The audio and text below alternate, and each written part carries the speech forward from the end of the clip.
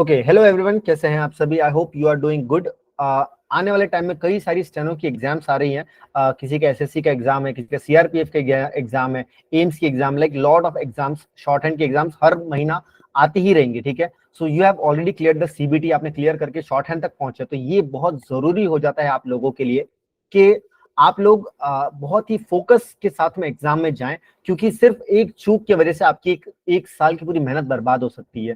That is why बहुत जरूरी हो जाता है। कई बच्चे बहुत लाइटली लेते हैं स्किल टेस्ट को, but that should not be done. बिल्कुल भी स्किल टेस्ट को लाइटली नहीं लेना है। You need to be very much focused कि आपको इतना ध्यान रखना है कि this is what will make और ब्रेक द गेम।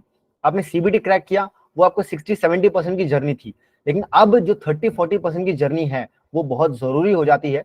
सो इसीलिए आपको कुछ कुछ चीजें ध्यान देनी है। जैसे एग्जाम हॉल में देखिए, सबसे पहले तो आप जाएंगे, कुछ इंपॉर्टेंट टिप्स है, हमेशा ये आपको याद रखना है। ये वीडियोस आप आज ही नहीं, आप एक साल बाद भी देखेंगे, स्टिल यही सेम चीजें आपको याद रखनी है, स्टिल यही सेम चीजें एप्लीकेबल होंगी। ठीक है, देखिए, सबसे पहले एग्जाम हॉल के दिन सबसे पहले तो ये याद रखना कि पहले पहुंच जाओ एग्जाम में। ठीक है, और किसी का देखिए टेंशन नहीं होना है वहां पे। एग्जाम में आप पहले पहुंचने से मतलब है ये कि अगर जैसे घर से बहुत दूर सेंटर पड़ रहा है, ठीक है, सो मेक श्योर कि पहली बात तो ये याद रखना कि सेंटर पे पहली बार आप नहीं जा रहे हो। ठीक है, वरना कई बार ऐसा होता है कि मेरे एक फ्रेंड का ऐसा हो गया था कि she was going to the exam centre, ये सीबीटी की बात है। ठीक है, सेम नाम के दो स्कूल थे उसी एरिया में। ठीक है, एंड वो गलती से वो दूसरे वाले इंस्टीट्यूट पे पहुंच गई थी, मतलब दूसरे वाले सेंटर पे। वहां पता चला कि एग्जाम है नहीं, भाग भाग के सब लोग दूसरे सेंटर पे गए, और वहां पे पता चला कि गेट बंद हो चुका है। बहुत हाथ में जोड़ा गया, बट एंट्री नहीं दी गई। ये एसएससी की बात है। ठीक है, तो एसएससी बहुत ज्यादा स्ट्रिक्ट होता है, बाकी जगह पता नहीं है। बट प्रॉब्लम क्या हुई कि सीधा एग्जाम के दिन ही एक्सप्लोर करने निकले हो, ऐसा मत करो। अगर घर से बहुत दूर सेंटर है तो मेक श्योर एक दिन पहले आप एग्जाम सेंटर पहुंचो, मतलब आपकी लोकेशन पे पहुंचो, रहने खाने का इंतजाम कर लो, किसी के यहाँ भी रह रहे हो। दोस्ती यारी में ज्यादा मत ये करना। अगर जैसे कोई अच्छी लोकेशन पे एग्जाम आपका सेंटर पड़ा है तो घूमने मत निकलना, एग्जाम के बाद बहुत टाइम बचेगा। ठीक है, डोंट वरी। और एक बात याद रखना, दूर है सेंटर तो एकदम ऐसे पॉइंट टू पॉइंट की आप टिकट ना बुक करें। ठीक है, मतलब सेम डे आप एग्जाम के वहां पे जा रहे हो, पहले ही टिकट बुक कर लेना, पहले ही एक दिन पहले पहुंच जाओ। ये सबसे पहली बात, एग्जाम पहुंचने के सेंटर की बात होगी। ठीक है, देन अब आप पहुंच चुके हो सेंटर, आपने सब कुछ देख लिया, एग्जाम हॉल चले गए। हॉल टिकट ध्यान से रखना, 2-3 उसकी कॉपी निकाल लेना। हॉल टिकट का फोटो खींच के मेल में भी रख लो। ठीक है, मेल में व्हाट्सएप किसी को कर दो, सो दैट वहां पर कई बार ऐसा होता है कि बच्चे यहाँ भागते हैं। ठीक है, सो आप अगर प्रिंट आउट निकाल कर भी लेके गए, बाई चांस अगर आप भूल गए हॉल टिकट, ठीक है, तो प्रिंट आउट भी आप निकाल के अगर लेकर गए, साथ में आधार कार्ड एंड पैन कार्ड वगैरह आपने दिखा दिया, तो वो लोग मतलब चल जाता है, कोई प्रॉब्लम नहीं है। सो मेक श्योर कि आप उसकी एक और कॉपी बना के रखें। ठीक है, देन एग्जाम सेंटर पहुंच गए, सब शॉर्ट हैंड की बातें बता रहा हूं मैं। ठीक है, शॉर्ट हैंड के एग्जाम के दिन में बता रहा हूँ, चाहे हिंदी स्टेनो हो, इंग्लिश स्टेनो हो, सभी के लिए एप्लीकेबल है। एग्जाम सेंटर में कई बच्चे आप देखोगे कि वहां पे कुछ ना कुछ आउटलाइंस पढ़ रहे हैं, कोई कुछ पढ़ रहा है, कोई वहां पर एग्जाम सेंटर के दिन 1 घंटे 2 घंटे में एग्जाम में कान में ईयरफोन लगा के शॉर्ट हैंड की स्किल्स लिख रहे हैं। Don't do all that things, मत लिखो। आपने चलो मान लो स्किल टेस्ट लिख लिया, ठीक है, कोई डिक्टेशन लिख लिया, वो डिक्टेशन हार्ड निकला तो क्या करोगे? अगर वो डिक्टेशन इजी निकला तो आपका कॉन्फिडेंस बहुत ऊपर बढ़ जाएगा, और एग्जाम में जैसे ही आपने पहली लाइन सुनी, ठीक है, पहली लाइन अगर समझो डिफिकल्ट आ गई, आपका कॉन्फिडेंस शैटर हो जाएगा, आपको लगेगा कि मुझे कुछ नहीं आता है। दैट इज वाई क्यों टेंशन लेना? डोंट वरी, एग्जाम के 5-10 दिन पहले जो आपने तैयारी की है ना, that will not define your result. पिछले 6 महीने से जो तैयारी कर रहे हो, that will define your result. ठीक है, इसीलिए सब लोग याद रखना, एग्जाम के दिन एकदम चिल रहो, टेंशन मत लो, एकदम मस्त रहो। जो शॉर्ट हैंड पढ़ा हुआ है सब आने वाला है। ठीक है, एग्जाम हॉल में जो भी आपने प्रैक्टिस की है, जिस भी टीचर से, इंस्टीट्यूट से या कोचिंग से आपने पढ़ाई की है, तभी वही वर्ड्स आपको एग्जाम में मिलने वाले हैं। Just be confident, don't be over confident कि भाई मैंने तो जनरल मैटर कर रखे हैं, उससे ऊपर कुछ आ ही नहीं सकता है। देर इज ऑलवेज 1% चांस कि कुछ भी हो सकता है एग्जाम हॉल में। ठीक है, बस आपको शांत रहना है। ट्रायल पैसेज जब होगा एग्जाम में, मेक श्योर कि ट्रायल पैसेज को कट कर दो आप लोग। ठीक है, कई बार बच्चे ट्रायल पैसेज कोई ट्रांसक्रिप्शन चालू कर देते हैं, वो बहुत ज्यादा दिक्कत हो जाती है। तो ट्रायल पैसेज में कट करना है। ठीक है, ओके, तो आप लोग एग्जाम हॉल में पहुंच गए, आपने ये सब चीजें अवॉइड की, आप लोग शांति से दोस्तों से ज्यादा बातचीत मत करो, ज्यादा यहाँ वहां की बात, अरे ऐसा वैसा, शांत रहो। जितना शांत रहोगे ना, उतना आपका दिमाग शांत रहेगा, आपकी एनर्जी बची रहेगी। क्योंकि वरना फिर क्या होगा, बात करोगे, प्यास लगेगी, पानी पियोगे, फिर एग्जाम हॉल में जाओगे, फिर वॉशरूम जाना पड़ेगा, फिर एग्जाम, बहुत टेंशन होता है। एक और इंसिडेंट बताता हूँ कि क्या हुआ था। एक बार एक स्टूडेंट थी, वॉशरूम चली गई, ठीक है, एंड एग्जाम में ट्रायल पैसेज स्टार्ट हो गया। जस्ट इमेजिन, क्योंकि वहां पे कोई देख नहीं रहा है ना कि कौन गया कौन नहीं गया। आपके बगल में जो बैठा है वो थोड़ी हाथ उठा के बुला रहे, रुको रुको मेरा फ्रेंड नहीं आया। वो तो यही चाहेगा कि अच्छी बात है, नहीं है, एक सीट खाली हो गई। तो वो कोई आपको नहीं बताने वाला। ये आपकी रिस्पॉन्सिबिलिटी बनती है कि शांत रहो, ज्यादा बातचीत मत करो। कोई कुछ बोले, अगर लगे कि डिस्टर्बेंस हो रहा है, उठ के चले जाओ यार। वो आपको सिलेक्शन नहीं दिलवाने वाला है, या वो आपको कुछ नहीं हेल्प करेगा, ठीक है।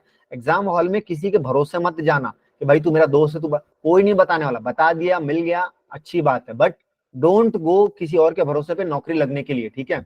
अपने तैयारी पे भरोसा रखो, ठीक है।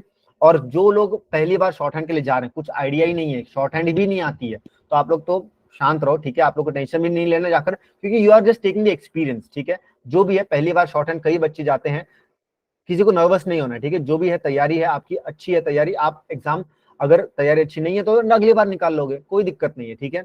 सो एग्जाम में अब डिक्टेशन स्टार्ट हो गया, आपने ट्रायल पैसेज लिख लिया।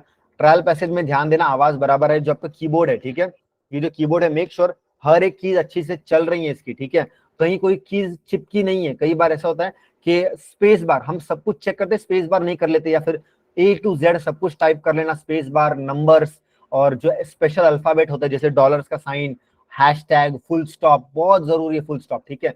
कॉमा, ये सभी चीजें चेक करनी है। अगर कोई भी चीज प्रॉब्लम है, तुरंत हाथ उठाना है, तुरंत उसको चेंज करवाना है।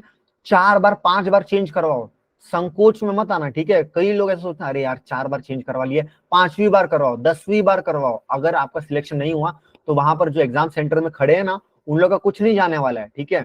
वो लोग को कुछ फर्क नहीं पड़ता।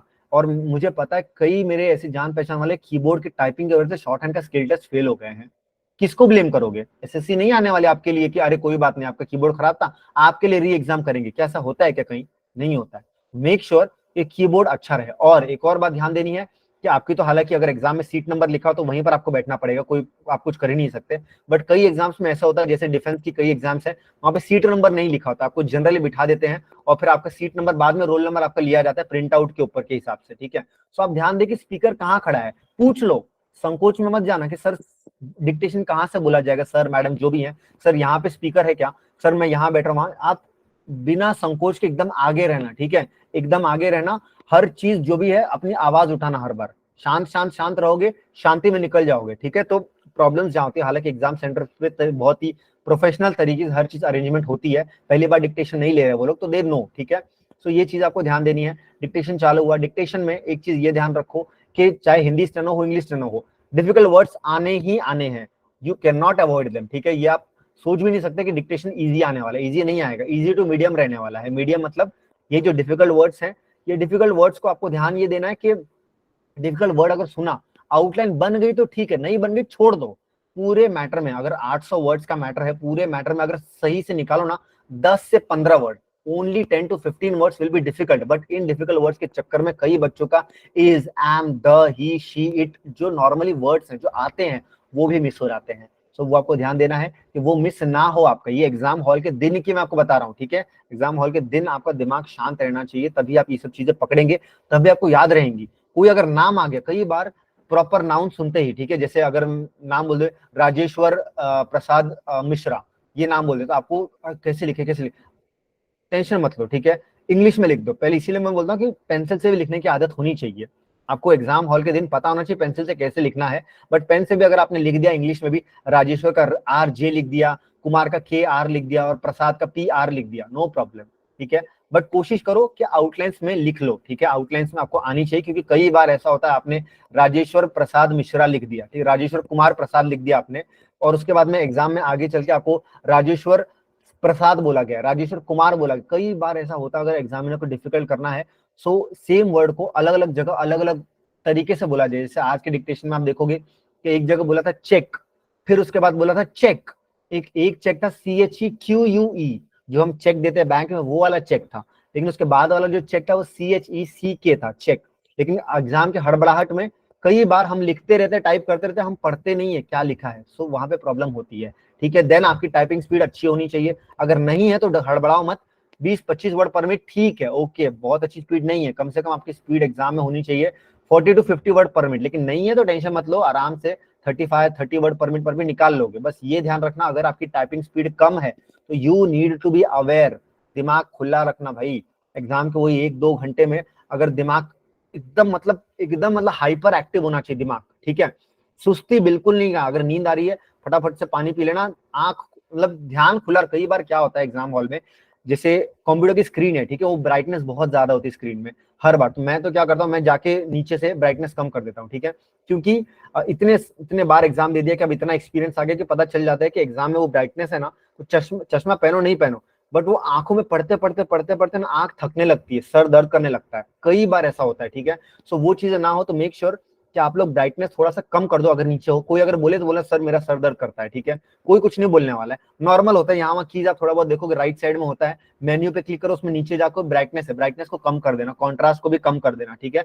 सो आपको अच्छे से दिखेगा, वो रिफ्लेक्शन बहुत नहीं आएगी आपकी आंखों पर। सो आप ये चीज और ध्यान दे सकते हैं, ठीक है, एग्जाम हॉल में जब आप डिक्टेशन लिखे तब। और जब आप डिक्टेशन लिखे तो मेक श्योर कीबोर्ड और बाकी सब चीज अच्छे से हटा दो, क्योंकि कई बार उसके चक्कर में ना क्या होता है कि जब आप एक सेकंड, ये जो आपकी बुक है, ठीक है, आपको ऐसी ही बुक मिलने वाले एग्जाम में, ठीक है, पतली सी बुक, ये तो बहुत मोटी बुक है, आपको पतली सी बुक मिलेगी जिसमें 20 से 25 पेजेस होने वाले हैं, सफिशिएंट होते हैं, ठीक है। सो इसमें नीचे की जो लाइन है यहाँ पर पहुंचोगे तो आप समझो, जब यहाँ लिखो तो आपका हाथ यहाँ रहने वाला है, बाहर साइड में, बुक के नीचे रहने वाला है आपका हाथ। तो याद रखो जो टेबल है ना, एकदम एज पे मत रखना, वरना आपको बुक ऊपर खिसकानी पड़ेगी, आपको हाथ एडजस्ट करना पड़ेगा, हर चीज करनी पड़ेगी। तो वो सब चीज देखना कि जहां आपकी बुक रखी है आपका हाथ नीचे तक अच्छे से जा रहा है लिखने के लिए, ठीक है। सो वो चीज ध्यान रखना। और किसी को अगर पसीने आते हैं हाथ में, रुमाल बगल में रख लेना, ठीक है, रुमाल टिश्यू पेपर जो भी आप कैरी कर रहे हो बगल में रखना, ठीक है। और स्ट्रेस मत लेना एग्जाम में, ठीक है, कि अरे मुझे पसीना आ रहा है, ठीक है, पसीना आ रहा है, वो पेज की क्वालिटी बहुत अच्छी होती है, पिघलने नहीं वाला है वो पेज, ठीक है, पसीना आ रहा है कोई दिक्कत नहीं है, बहुत पसीना आता है तो आप वो अपना तरीका आपको पता है कि कैसे आपको उसका हैंडल करना है। सो ये चीजें हो गई। और क्या चीजें मुझे बतानी है, और हाँ, आपने डिक्टेशन लिख लिया, देन यही कुछ इंपॉर्टेंट चीजें थी। बाकी इसके अलावा भी कोई और चीज अगर मैं मिस कर रहा हूँ तो you can ask me right now and I will answer all your questions, ठीक है। यही कुछ चीजें थी। देन उसके बाद में आपने एग्जाम लिख लिया, ट्रांसक्रिप्शन कर लिया, ठीक है, एंड ट्रांसक्रिप्शन के बाद भी काफी समय बचता है, ठीक है।